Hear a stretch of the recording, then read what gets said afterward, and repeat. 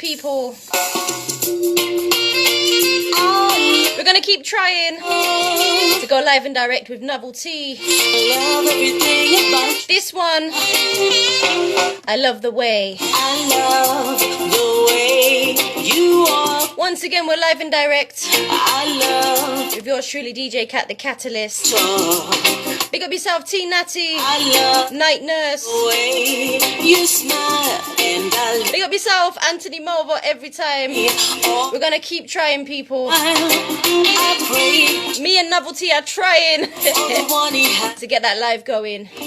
My knight in shining armor to sweep me off my feet. I was looking out in the distance as far as I could see, when all along my destiny was right in front of me. Yeah.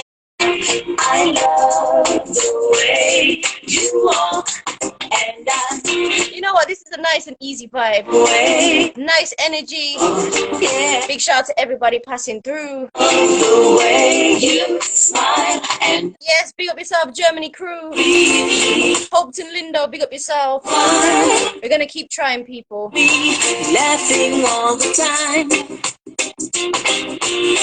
My best So Novelty, I've sent you a request. honey, that I'm hoping that it works. time did I know my hopes and fantasies were meant to be, and someday would become reality. Big up yourself, Alexis. Love everything about you, everything about you. 'Cause I love the way you walk. I love the way you talk. I love the way you smile, and I love how you treat me all the while. So Hey! Yes, Really? finally. You know what? When it came up then, I was like, yes, it's working. I was like, yeah. Oh, God. How are you, sis? I am good. I'm good. You know, this technology can certainly frustrate you, but it's also good. So we good. That's it. That's it.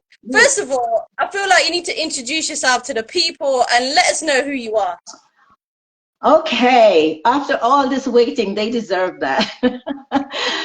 Yeah. Hey, everybody. So I'm Novelty. I know some of you may have heard my name. Some of you may have seen me on Facebook and all the other social medias. But so I'm Novelty, singer, songwriter, producer, recording artist, friend, family member, sister, everything. Blessed to be in this business for a few decades, and glad for the opportunity to share my giftings and, you know, the blessings that God has given me with everybody else. So in a nutshell, that's who I am.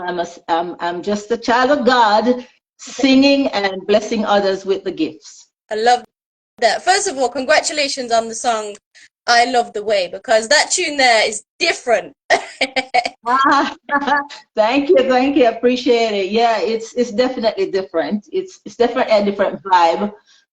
You know, when I got the vibe for that song, I wondered if it was gonna match the rhythm, but it worked. And you know, everybody else's song on the rhythm is perfectly suited, but they all sound different, right? Yes. And so this one is like so different that I was like, okay, is this gonna work? But it did, and you know what? The rest is history. I love it, if I could say so myself. So that tune there, what was going through your mind? Because I was thinking, you're thinking about somebody special, or was it just what was in your heart? Right. You want the tea, eh? You want the sauce. Oh, Listen,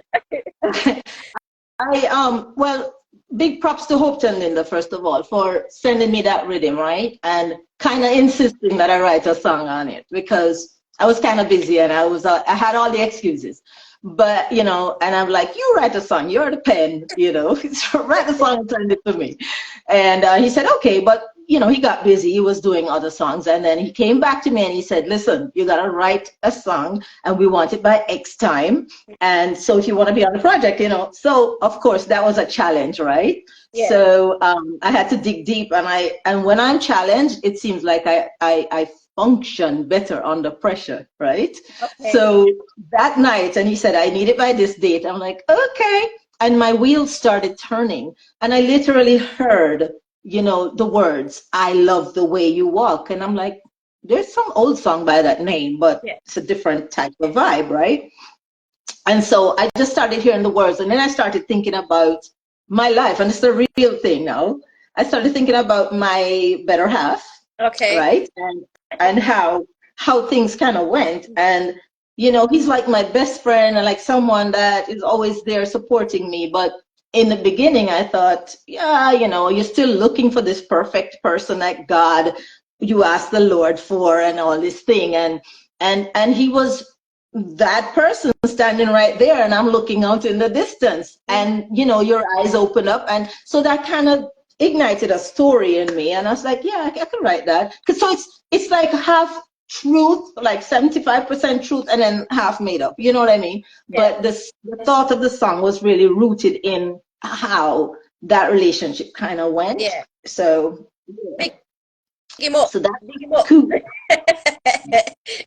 That's the scoop, girl. Every time. So you know what, sis? I'm intrigued. How did your journey begin? So go from the very beginning to now. All right, long story, you know. Long I'm ready. story. I might not look that old, but I am. Listen, so I started singing. My mother said from I popped out of the womb. I literally, she just said that I was always singing from I was a kid. So it's not like anybody taught me how to sing or anything like that. It's just something that came out of me. And when I was like, probably, I don't know, you guys know about basic school, right? Yeah. When you're like 3 years old, and yeah, so from those ages, I'm like singing. And anyway, for real now, I started in primary school, just kind of, you know, loving and falling in love with music and so forth, and decided I wanted to join the Brownies because I saw them doing a lot of musical stuff, and they were playing instruments like the recorder, you know, that little thing that has the wooden thing with the little Yeah. holes in it. So I decided I was going to fake my way playing the recorder because I wanted to get into that musical group that they had. And you know, eventually I started singing. And fast forward really quickly to high school, that's where I started doing a lot of singing, because all of a sudden I realized that I loved the music room more than I loved the classroom. Okay. Yeah, makes sense. So I was hanging out a lot there. Mm. And you know, the music teacher, she kind of spotted that I could hold a tune. And you know, of course, I from an early age, my mom would say, but you can sing, you know, so she would encourage me and stuff like that. But you know, for real now, I started singing in school and in church. I was really singing a lot in the church choir, and people were opening up their eyes and saying, this little kid, she's singing like an adult. So I ended up on the adult choir, you know, quickly. And then I'm doing school stuff and festivals and, you know, all the school championships. And of course, I'm on top of the desk, you know, singing in between classes. And my friends, yeah, I was that person. Yeah.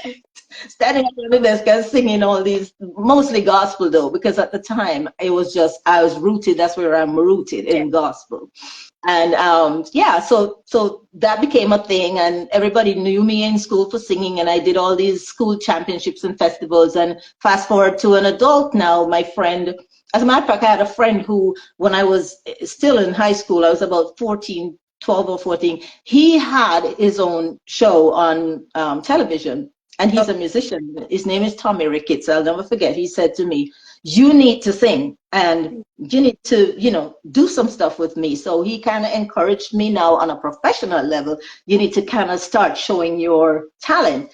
And so he would have me come in and do stuff with him and sing. And, you know, we would later on in our, you know, 20s or whatever, we would go around singing together at different places on the North Coast in Jamaica. You know, we entered like the festival song competition. He had a song, and I would be his, you know, his cohort in traveling around and singing, you know, during that time.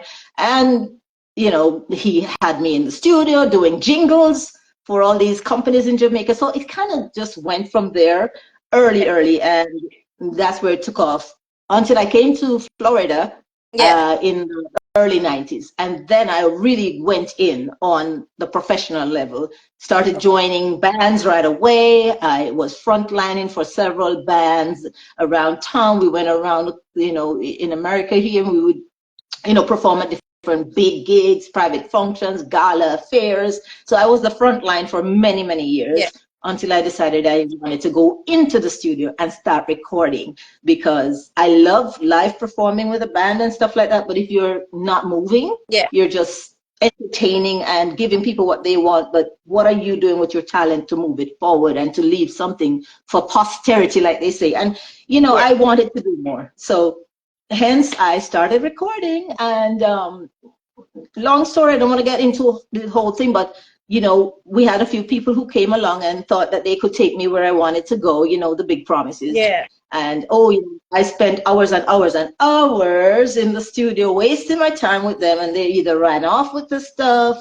did not come back, wasted my time, and until my husband and I decided we're gonna do it ourselves. Yeah. So we started going into the studio, talking to musicians, getting stuff done and recording ourselves. And that's where, I really decided that this is it. We're going to do our own thing. We're going to start recording. And out of that, I started meeting people like Hopton Lindo and, Willie Lindo and the Kashif Lindos and the Peter G's and a lot of radio personalities, and just moving around town and doing stuff and sending my songs to the radio stations.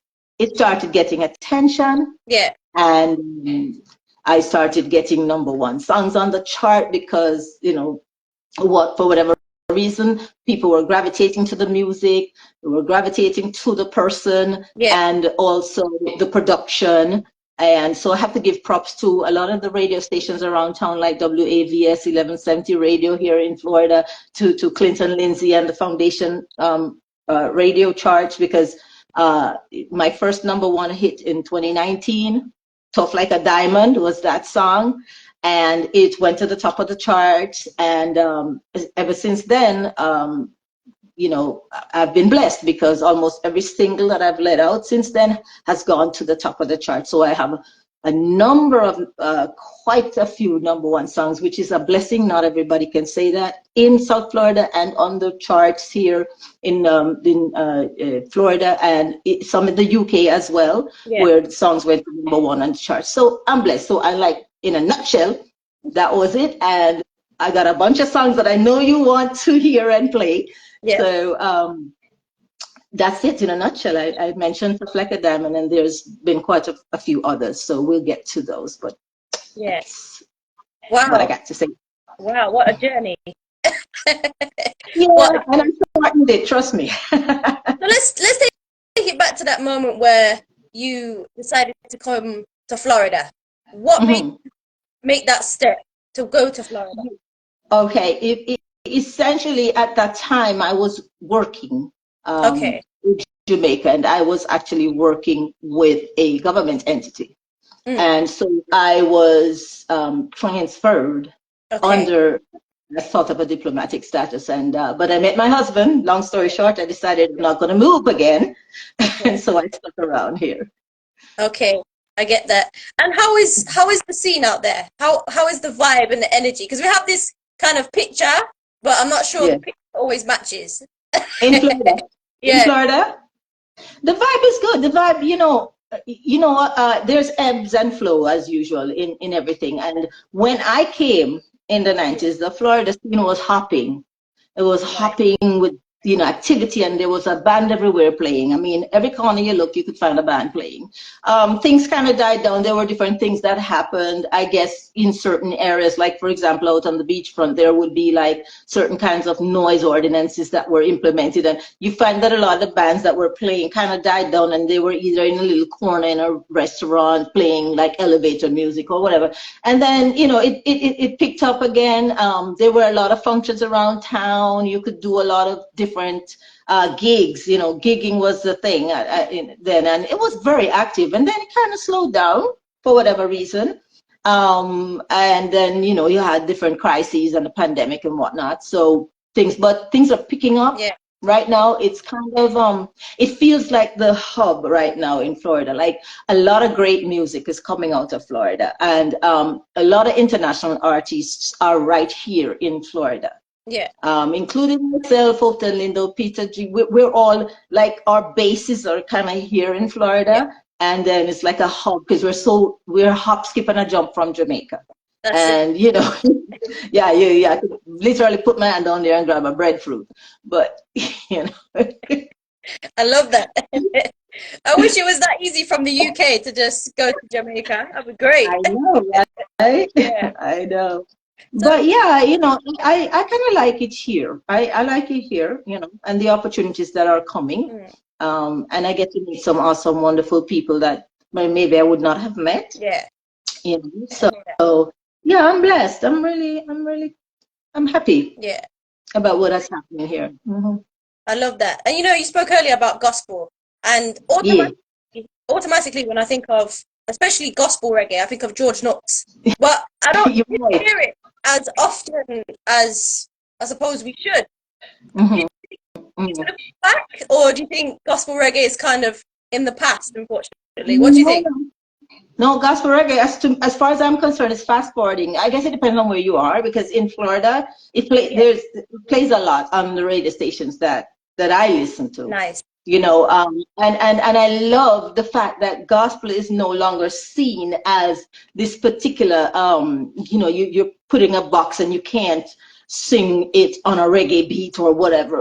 To me, music is music, right? And it's Yeah. just the words that you choose to put to it. And so I don't even call it gospel anymore in a way, because you are singing about the positive message, you know, of life and love and you know, all the things that God is about. Yeah. But I think that it has picked up, to be honest, because you're hearing all kinds of music. You might not call it gospel because, you know, gospel is a specific thing where you speak mostly certain things that are said in the Bible. But when you're speaking about life in general, as far as the God is concerned, then you can, you know, tailor it to all kinds of different aspects of your life.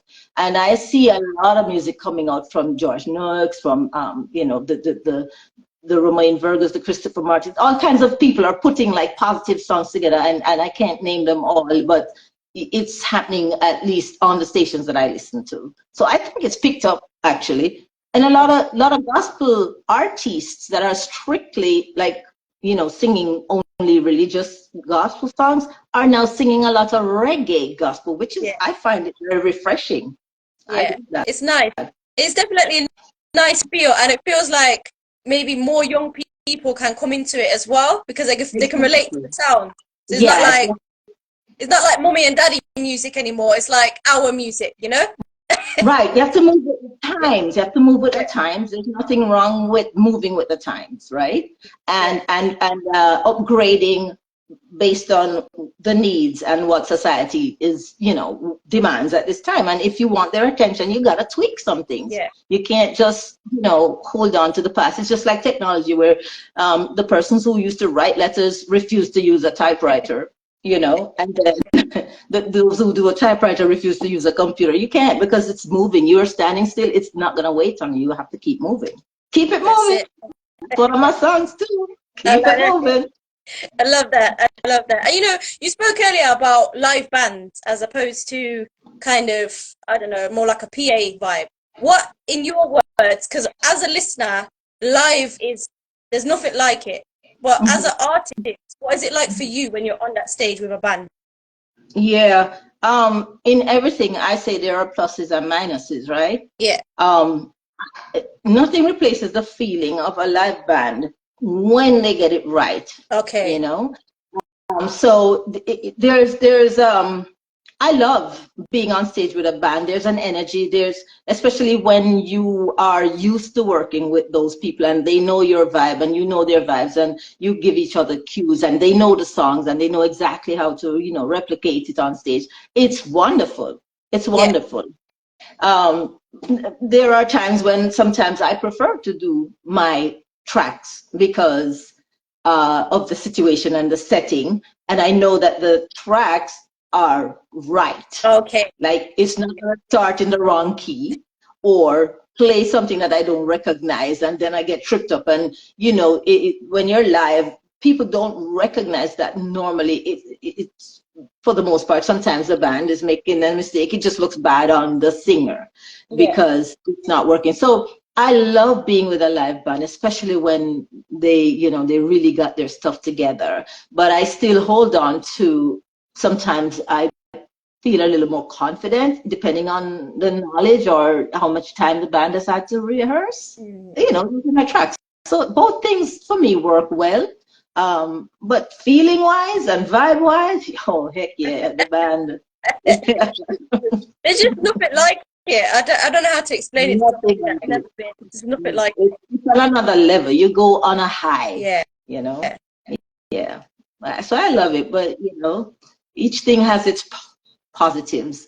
Yeah, 100%. So speaking of that, who do you kind of listen to, or have you kind of gone to a concert to check out? Oh, many people. I mean, I'm not like I listen to a cross section of persons, especially not with my exposure to other music, namely because my husband is more like a jazzy person, and then so I've heard different things. I have always loved R&B, so I kind of grew up listening to that and to different persons from that genre.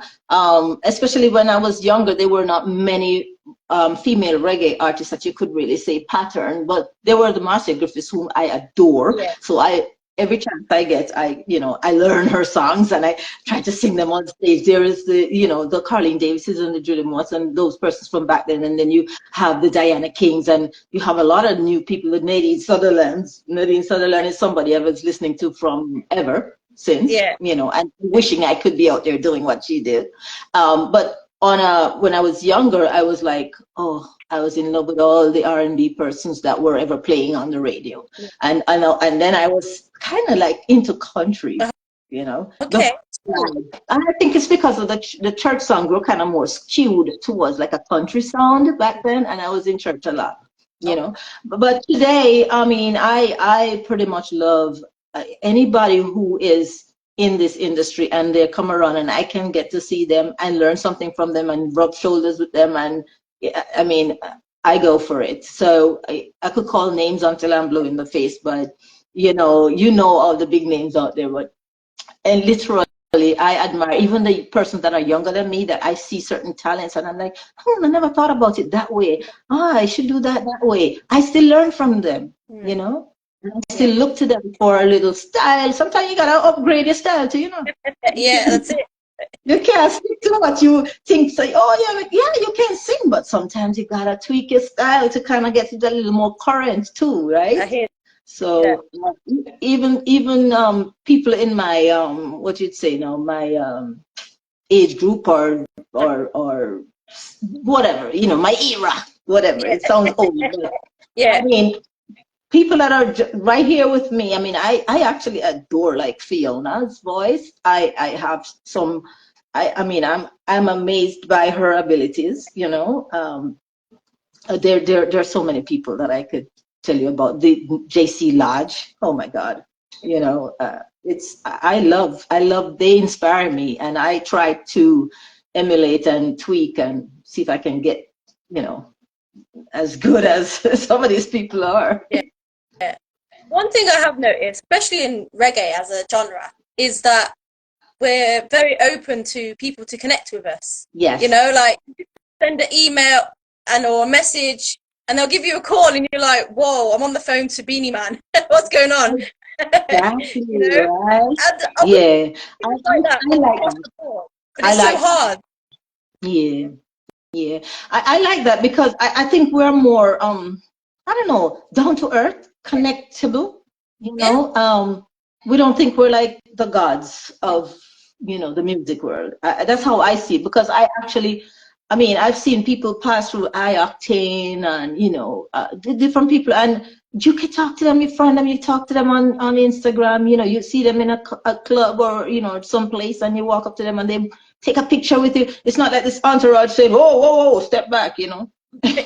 So I like that we kind of gel in the music industry, and I like that we also Some people might differ, but I think we support each other. Yes, there are times when you have in fighting like any other, and competition. But I think that on the whole, as a music industry, I think that we're kind of a little bit more gelled with each other.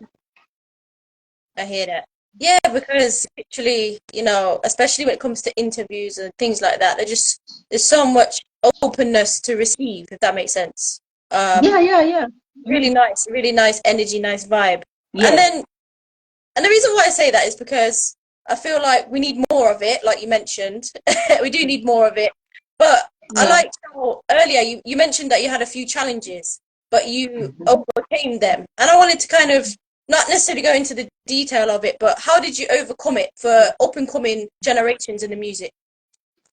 Yeah, a lot of things can discourage you. I'm not gonna lie. Yeah, There were people who kind of they kind of made you feel like not even to bother with it. But when you recognize, what I would say is recognize when you have a deep desire for something, because you have to want something and you have to have a passion for something. yeah, And you have to recognize that when you have a passion for something, it probably means that God has given you a gifting to unlock for that thing. yeah, So you shouldn't be too easy to give it up because of opposition to the purpose, yeah. right?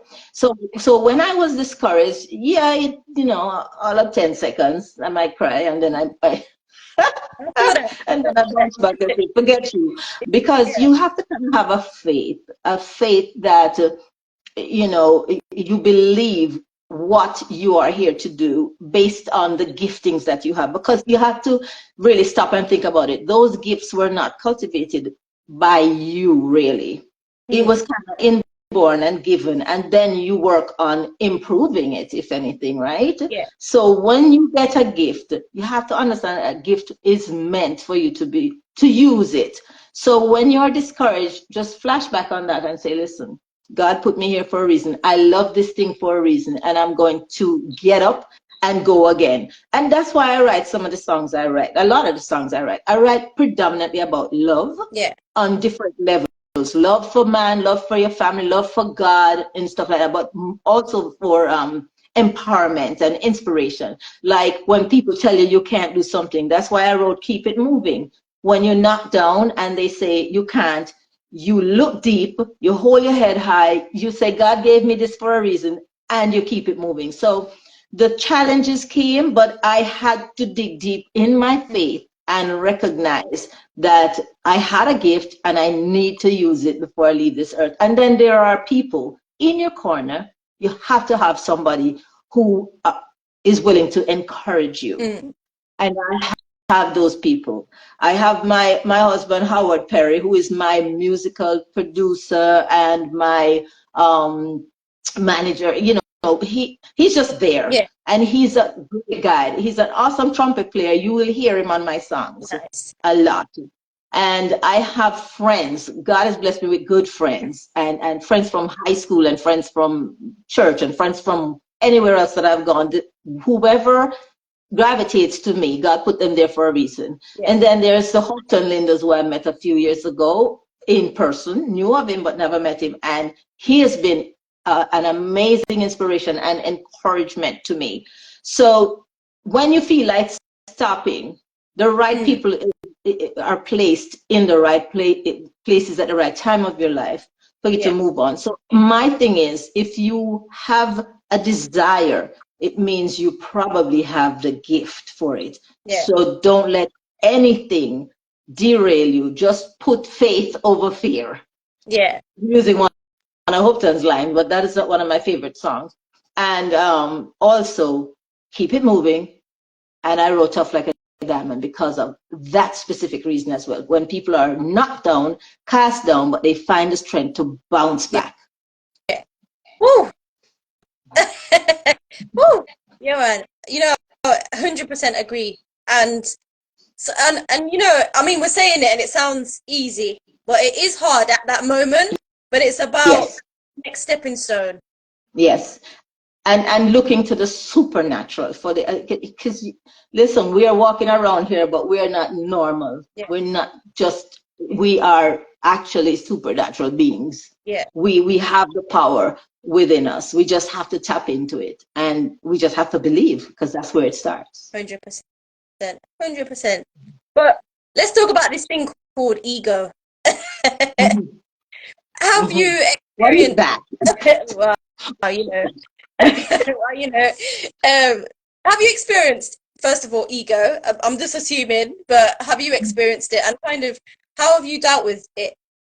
Mhm.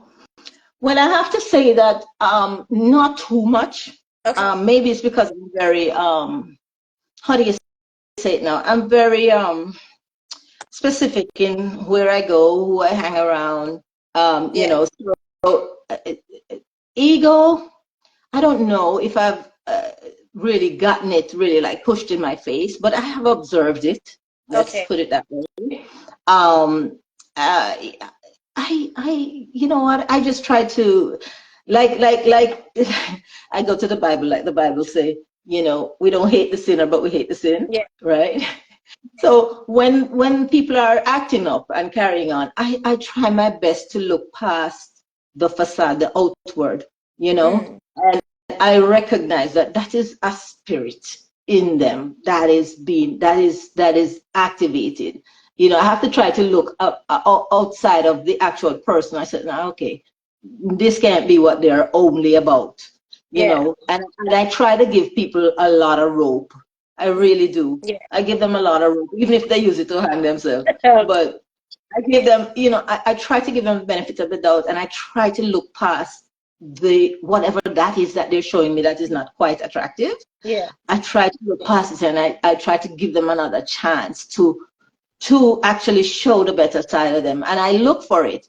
I look for it. And sometimes people will turn you off right away, but you can't use their initial, they say first impressions are important, but sometimes the first impression is not even who the person is deep down inside. So I give them a chance to make themselves known to me properly Yeah. if they're interested. So I look, and I give them opportunities to show the better side of them. And I give them a lot of time, and eventually they come around. And if they don't, they're not supposed to be in my Yeah. sphere of influence. That's how I see it. I hear that. 100%. Yeah. And you know, you mentioned earlier you've done so many uplifting tunes, so many kind of positive vibes. So what happens when you step in that recording studio? What happens? Tell us. Apart from the tears, like, oh, I'm not singing this right. Ah. Oh, but what happens is that first of all, I don't consider myself a prolific writer. Like, I don't just wake up and a tune is spitting out of me. I actually have to think about it. You Okay. know, it's very rare that I just immediately get a song and write it and it's done. Yeah. So for me personally, even if I write a song, I have to develop a personal relationship with the song first before I can even articulate it. So it might take me longer. And I comfort myself in that, because sometimes I really got like annoyed at myself, like, why do you have to take this long to do this? Mm. But I realize that my mode of operation is different from other people, right? Yeah. So I have to develop a personal relationship with even my own song that I write, because you hear the melody and you hear, but you don't know exactly how you're going to emote it, exactly how you're going to sing it, Yeah. right? So I kind of have to mull with it for sometimes even 2 weeks before I actually put it down, or even Yeah. more. Because if it's not right, it's not right. I mean, I don't want it out there if it not sound right, Yeah. you know. Yeah. And I have to have that relationship with it. And when I go in, I'll sing it first, and then I listen, Mm. and I critique it so bad. Sometimes I tear down the whole thing, tear it completely apart, and then I build it brick by brick to the where I listen to it and I say, yeah, I like Mm. that. If I don't fall in love with it, I don't want it. Yeah. That's how I feel. I hear that. I hear that. But you know what? You bring up a really kind of interesting point about kind of the quickness of how music is kind of put out there very fast. Um, Yeah. I mean, some of the tunes are okay, But Mhm, I mhm. feel like taking that time, I feel it gives something to it. Like it's more substance. I mean, Yeah, yeah, you guys are the professionals. Tell me if I'm wrong, but it feels like, for example, like Dennis Brown, Bob Marley, they had like substance to what they were saying. And, right, right. it took away. Yeah, yeah. For me, I know there are people who can do it, like, but to your point, what you say, some of it doesn't really sound like quality because you can get to the point where you're just spitting out things Yeah, spitting out things, and it kind of loses the quality because then the authenticity and the grit, the real heart of it is kind of lost. So, but there are people who can do that. I'm just not one of them, right? And yeah, and to your point, sometimes I really think that we are cheapening the quality mm, of the music and what we put out there, because jumping on a rhythm is all well and good, but just to jump on a rhythm to jump on it without any kind of substance or real depth, or ensuring that it is what you're saying is accurate. One thing I cannot stand is singing a song with inaccurate mm, words. I'm just, like, even if you're gonna sing a cover song, go and learn the song, go figure out the words. You know what I mean?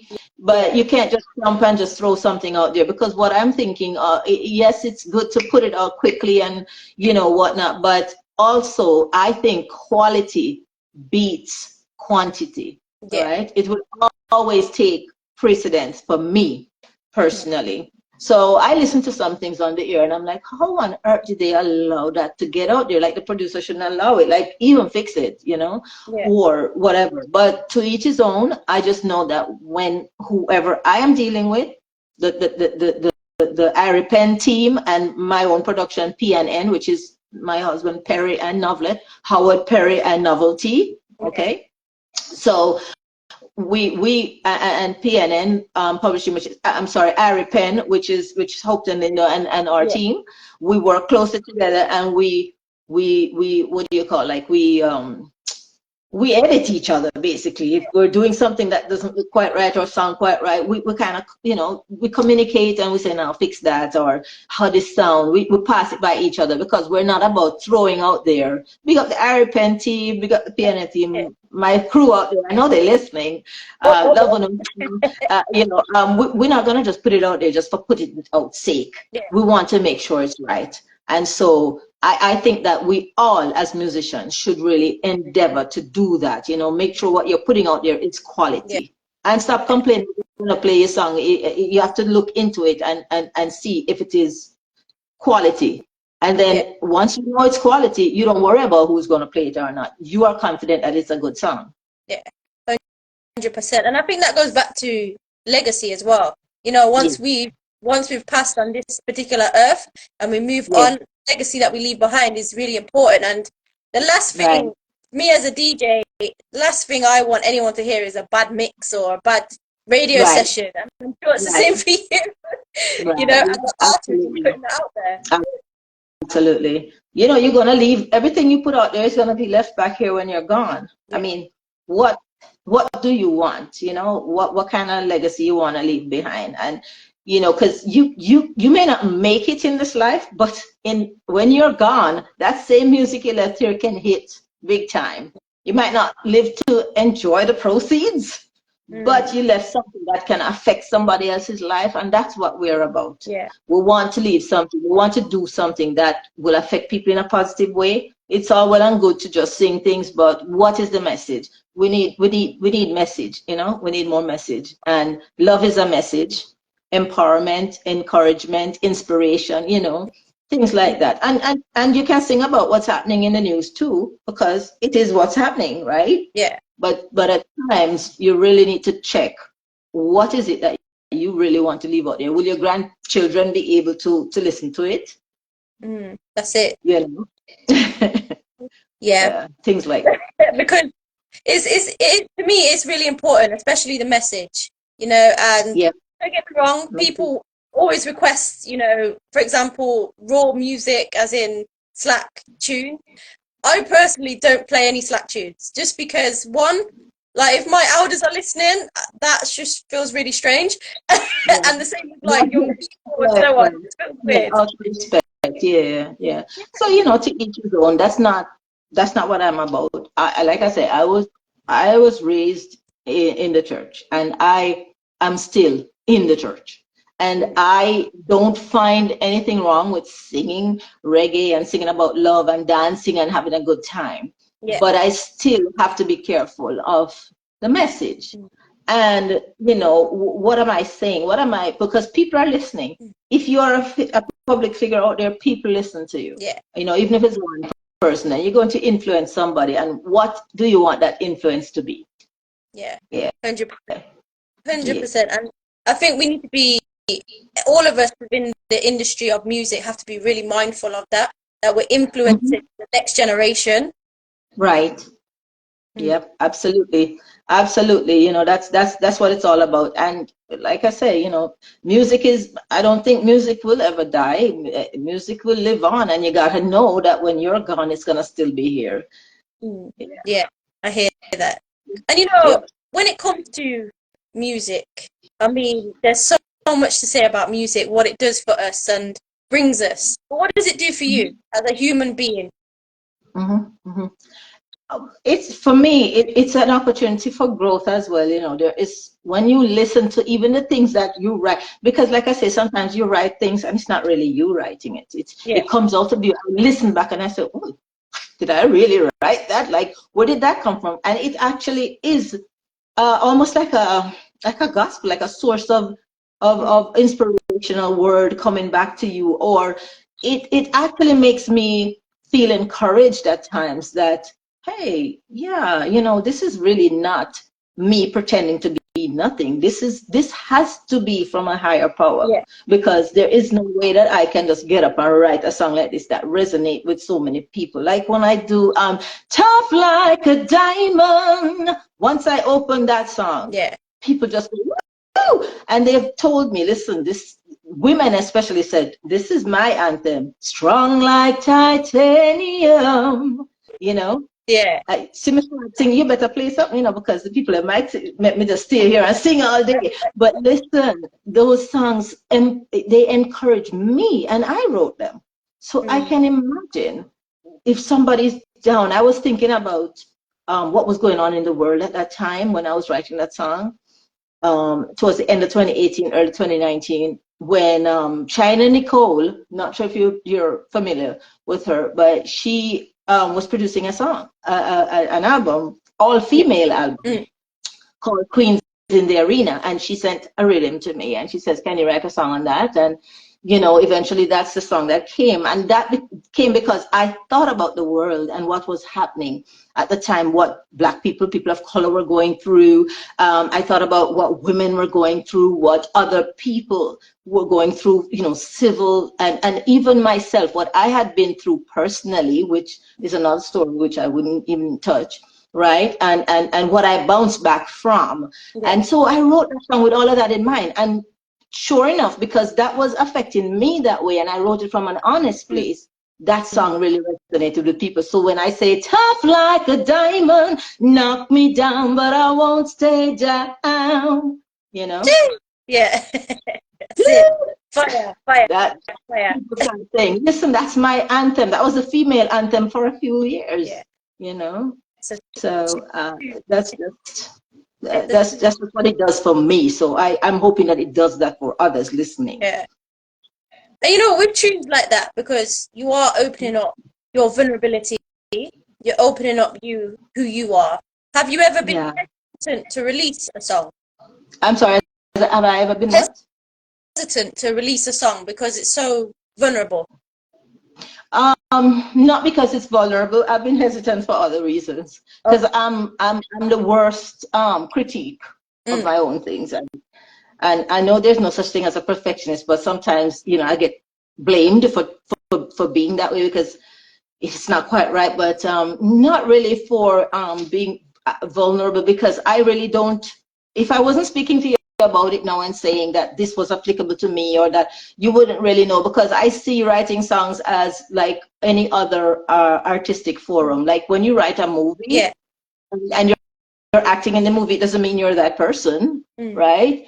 So I write songs that embodies my experience and other people's experience. But if I don't say to you, yeah, I've been through that, you wouldn't know, because there's a lot I have not said Yeah. or told people, because I think when the right time comes, they can know. But for now, this is not going to be a story that I use to distract people from the music at all. I don't want anybody to want to hear my music because they're sorry for me, or oh Lord, she's been through that, oh poor soul. No, I want them to like the music for the music. They can hear the story later. So Yeah. I'm not hesitant to send anything out, because I don't come out really and say, oh, this is about my life or that is about my Yeah. life, but I have no problem really saying it, but I'm not going to give them the details if I'm not ready to give them the Yeah. details. I So hear that. 100%. You're kind of you're the gatekeeper of your music, if that makes sense. Yeah. there you go. There I you love go. that. Yep. I love that. Yep. Mhm. I love So you know what, sis? Yep. Tell us about some of the music that you have been putting out there, what you've been doing, because you've got a long list, and I'm sure people haven't even heard some of them. Some of them. I'll just talk about, like, okay, say for example, what I've done in the last 4 years, for example. Like let's see. So in 2019, I did Tough Like a Diamond. That went to the #1 on the charts in South Florida, in other places as well. And I did that, and that kind of put me in another category. People started seeing me more and recognizing, because that song really took root in people's lives. And then I did a song in 2020 with Peter G, Yeah. called "Love Won't Let Us Wait." You might have heard it. Love won't let us wait. Can't sing like Peter, so I won't try. But that also did really well. People loved it, and it went to the top of the charts as #1 again, right? Yeah. Man, I can't even remember the order, but so there was Love Won't Let Us Wait. Then I did Keep It Moving, I think was the next one after that, which was an original. So all these I'm telling you about are originals so far, Yeah. right? Now, Love Won't Let Us Wait was written by Hopeton Linder, and it was sung by Peter G and myself, when Hopeton suggested to Peter that, hey, you might want to do this as a duet. And he says, how about novelty? So that's where that started. That love affair started with Irie Pen from that Yeah. song, all right? Because that was done on the, what was it? The Feel It Rhythm album, right? Yeah. And so that started me and Peter G. And I'll tell you a funny story about that real quick. So when we did that song, Love Won't Let Us Wait, not a minute longer, the moment is right now, that song. Yeah. We did this during the pandemic. Okay. So I'm in Florida and he's in Jamaica. Okay. We both did our thing in the studio. Well, just actually, I recorded my part of it just before the lockdown. Okay. So I was actually able to do it at Willie Lindo's studio, Heavy Beat, Willie Lindo's studio. But right after that, they had the lockdown. So we never got to meet or to do anything together. But of course, that's technology, because we sang our parts and it was put together and it was done. And that song made it to #1 in the charts. Now, fast forward real quick. I still didn't meet him until Okay. until a week and a half ago. Oh God. Okay. We did several songs together during that time from 2020, right? We did that, and then I did Keep It Moving. Then then I did a song called So I Can Love You. Keep It Moving I wrote. That's an original song that went to #1 as well. And I did and it might not be in the right order, but I did a song under the production of Oliver Millwood. Okay. And that song was called So I Can Love You. Oh yeah. That song. Yeah. Right? That's a cover tune. And that resonated with people. And that went to #1 right there as well. Right? So so that was I forget who sang that song. What do people name? Can't remember now.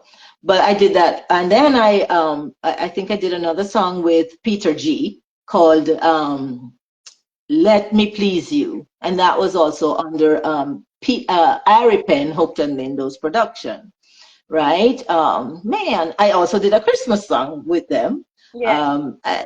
Right? I'll be home for Christmas. And it was done on the Feel It Rhythm thing. Right? I'm just singing the songs as I go along. So So then I did that. Then what did I do again? I can tell you that most of the things that I did went to #1, and that is a blessing. The reason why I keep saying it is because pinch me, right? Pinch me, because like I didn't expect that, but God and the people who saw what they saw, and the DJs who I absolutely give all respect to, Yeah. because if they don't play it, if you, DJ Kat, don't play the stuff, nobody hears it. That's it. And we won't get out there. So the Kat-a-lyst, Yeah. you guys propelling it out there. So all respect to you guys, right? I can't even remember what I said. It's about 5 or 6 songs that just over that period of time that just shot to the top of the charts, right? Yeah.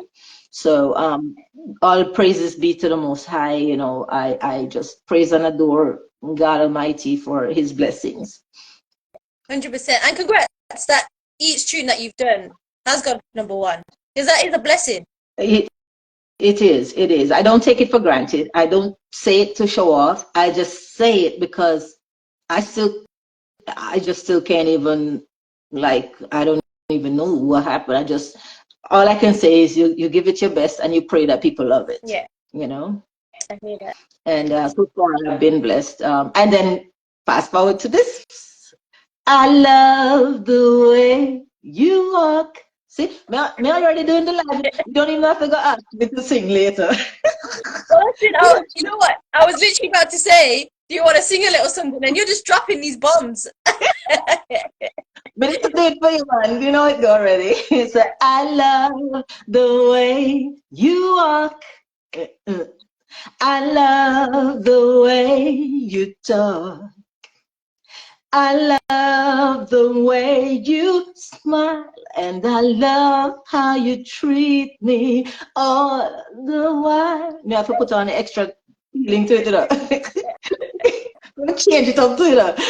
I pray to the Lord for the one He had for me, my knight in shining armor, to sweep me off my feet. I was looking out in the distance, as far as I could see, when all along my destiny was right in front of me. Ain't that the truth? And I love everything about you. I love it. Gosh, I feel like you're going to be responsible for some children. Girl, girl, I know, right? And they say hurricane time, do that, you know. But I think that you're right, you know. Drop some tune out there. You're gonna hear about the novelty babies around town here. Oh gosh, oh gosh. Oh, Helpton says don't know much. Did you miss a tune? I forgot. See, this is what I tell you about the RPN team, you know, and the PNN team. We back up each other. Like if I'm on an interview and I'm leaving something out, you see how he jump in and tell me? That was to date, one of the biggest songs that has hit the charts for me, for us. That song was on the charts for many weeks, and it was at the #1 spot for 5 weeks straight. Ooh. And also on the New York chart made a top showing as well. And you know what? I don't want to blow my own trumpet, but those songs that I mentioned kind of was responsible for, well, let me mention the last one. I don't know much. That song. Yeah. But I know I love you. That song. Yeah. That's all I need to know.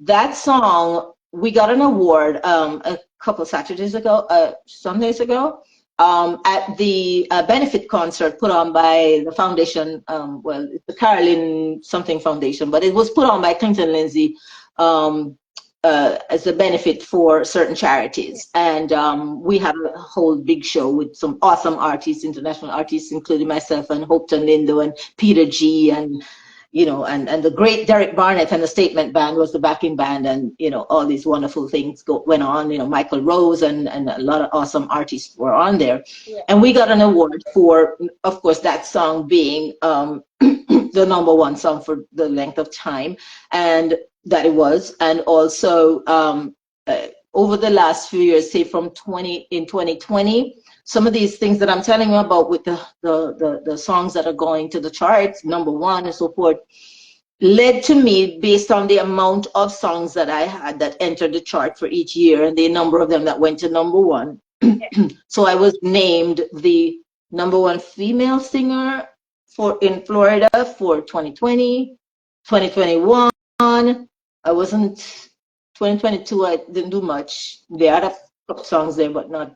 And then 2023 again, I was pleasantly surprised to have been named at the top of the #1 female, the #1 female artist in for the South Florida chart, reggae chart, and good showing as well in the New York charts for different things. But I am saying all of that to say that it has been a blessing. It has been a really great run, and I'm looking forward to even greater things, with the blessings of God and the love of the people who are listening and who are playing the songs, and with the great team and collaborations that I've been blessed to have in the last, say, what is that, 4 or 5 years?